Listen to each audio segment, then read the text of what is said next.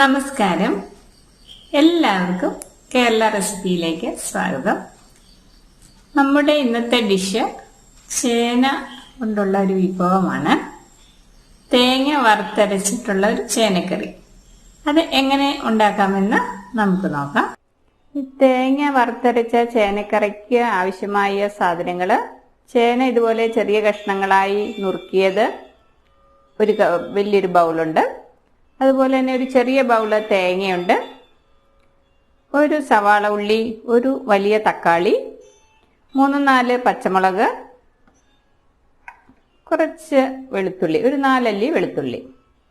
പിന്നീട് ഇതിനാവശ്യമായ പൊടികൾ: മുളക് പൊടി വേണം, മല്ലിപ്പൊടി വേണം, മഞ്ഞൾപ്പൊടി, അല്പം പെരുംജീരകം വേണം, പിന്നെ കുരുമുളക്, ഉപ്പ്, പിന്നെ ആവശ്യമായ വെളിച്ചെണ്ണ. ഇനി ഇതെങ്ങനെ ഉണ്ടാക്കാമെന്ന് നമുക്ക് നോക്കാം. ഇനി ഇതുപോലെ ഒരു ചട്ടി അടുപ്പത്ത് വെച്ചിട്ട് അതിലേക്ക് നമ്മൾ കഴുകി വെച്ചിരിക്കുന്ന ചേന അരിഞ്ഞത് ചേർക്കുകയാണ്. ഇതിലേക്ക് ആവശ്യമായ ചേന വേകാൻ ആവശ്യമായ വെള്ളം ഒഴിച്ചു കൊടുക്കുക. പിന്നീട് നമ്മൾ എടുത്തു വെച്ചിരിക്കുന്ന പച്ചമുളക് ഇതുപോലെ ഇട്ട് കൊടുക്കാം. പിന്നെ അതിലേക്ക് കുറച്ച് കറിവേപ്പില, ഉപ്പ്, കറിവേപ്പില, പിന്നീട് ഉപ്പ്, നമ്മളൽപ്പം മഞ്ഞളും കൂടി ഇട്ട് കൊടുത്തിട്ടുണ്ട്. ഇനി ഇത് നല്ല രീതിയിലൊന്ന് ഇരുന്ന് വേകട്ടെ. നമുക്കിത് അടച്ചു വയ്ക്കാം. ഇതുപോലെ ഒരു ചട്ടി അടുപ്പത്ത് വെച്ചിട്ട് അതിലേക്ക് കുറച്ച് വെളിച്ചെണ്ണ ഒഴിച്ചെടുക്കാം. അതിനുശേഷം ഈ സവാള ഉള്ളി,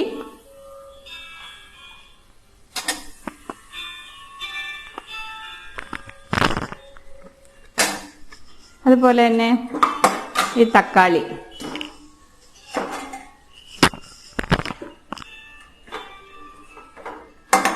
ഇതൊന്ന് വഴണ്ടു വരട്ടെ.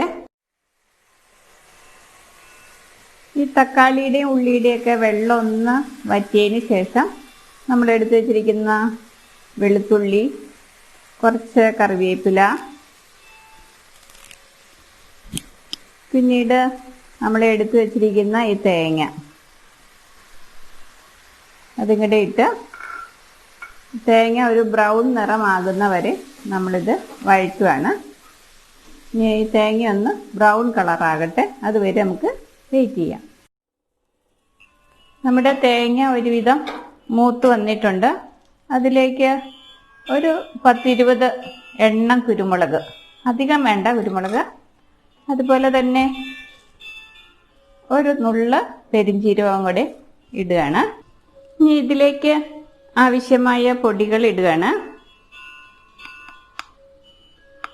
ഒരു 1/2 ടീസ്പൂണോളം മുളക് പൊടിയാണ്. അതുപോലെ തന്നെ 1 ടീസ്പൂണോളം മല്ലിപ്പൊടി ഇടുകയാണ്. ഇതും ഒന്ന് ചൂടാവട്ടെ. അതിനുശേഷം ഇത് നല്ല രീതിയിൽ അരച്ചെടുക്കാം. നമ്മൾ വറുത്ത് വെച്ച തേങ്ങാക്കൂട്ട് ഇത് നല്ല രീതിയിൽ അരച്ചെടുത്തു. നല്ല രീതിയിൽ അരയണം. നമ്മുടെ ചേന ഒരുവിധം വെന്തിട്ടുണ്ട്, നല്ല രീതിയിൽ തന്നെ വെന്തിട്ടുണ്ട്.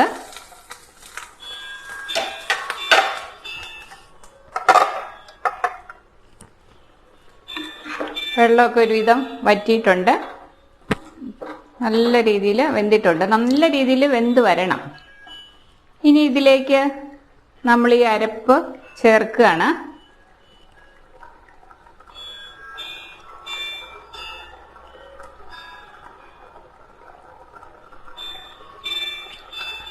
കുറച്ച് വെള്ളം കൂടി ഒഴിച്ചിട്ട് ഇത് നല്ല രീതിയിൽ കലക്കി തന്നെ ചേർക്കാം. ഒട്ടും തന്നെ അരപ്പ് കളയണ്ട.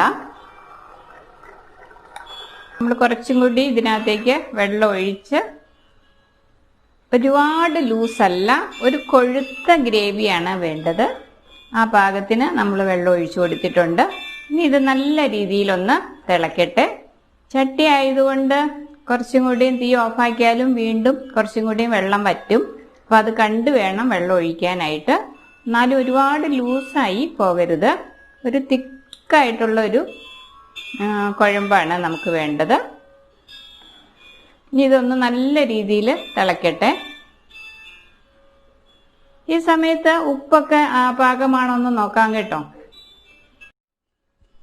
അരപ്പൊക്കെ ചേർത്ത് ചേനക്കൂട്ട് നല്ല രീതിയിൽ തിളച്ചിട്ടുണ്ട്. അതിൻ്റെ ഗ്രേവിയൊക്കെ പാകത്തിനാക്കിയിട്ടുണ്ട്.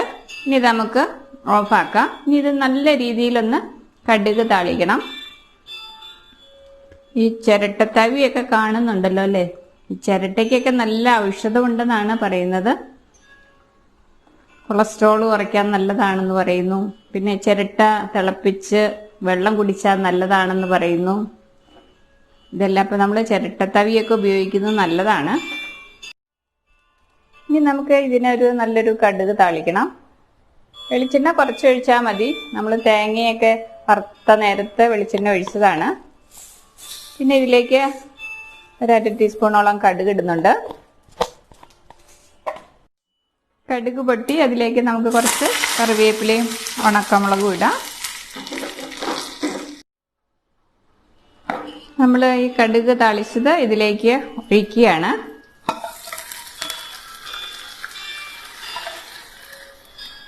നല്ലൊരു ചേന കറി ഇവിടെ റെഡിയായിരിക്കുകയാണ്. തേങ്ങ വറുത്തരച്ച ചേനക്കറി നല്ലൊരു ടേസ്റ്റാണ് ഇതിന്. അങ്ങനെ നമ്മുടെ ചേനക്കറി ഇവിടെ റെഡിയായിരിക്കുകയാണ്. എല്ലാവരും ഒന്ന് ട്രൈ ചെയ്ത് നോക്കണം. നന്ദി.